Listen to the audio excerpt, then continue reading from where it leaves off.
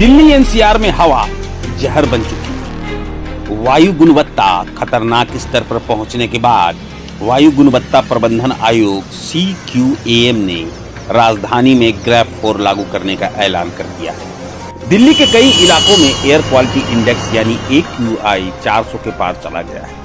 हालात ऐसे हैं कि लोगों को सांस लेने में तकलीफ हो रही है। इस सीजन में यह पहली बार है जब ग्रेप 4 जैसे सख्त प्रतिबंध लगाए गए।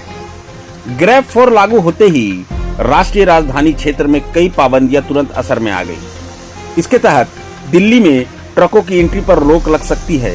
कई सार्वजनिक निर्माण कार्यों को स्थगित किया जाएगा और प्रदूषण नियंत्रण के कड़े उपाय लागू होंगे। इसके अलावा CNG और BS6 डीजल वाहनों को छोड़कर दिल्ली के बाहर रजिस्टर्ड गैर आवश्यक हल्के कमर्शियल वाहनों पर भी बैन लगाया जा सकता है। ग्रेप 4 के तहत सरकारी और गैर सरकारी दफ्तरों में 50% वर्क फ्रॉम होम ऑफिस का आदेश भी दे सकती है।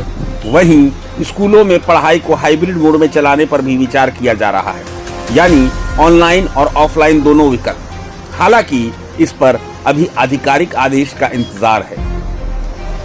आपको बता दें कि ग्रेप के अलग अलग चरण होते हैं जो AQI के स्तर के आधार पर लागू किए जाते हैं। AQI 201 से 300 के बीच होने पर ग्रेप 1, 301 से 400 के बीच होने पर ग्रेप 2, 401 से 450 होने पर ग्रेप 3 और 450 से ऊपर पहुंचते ही ग्रेप 4 लागू किया जाता है। शनिवार शाम को दिल्ली के आनंद विहार इलाके में हालात सबसे ज्यादा खराब रहे, जहां AQI 488 दर्ज किया गया।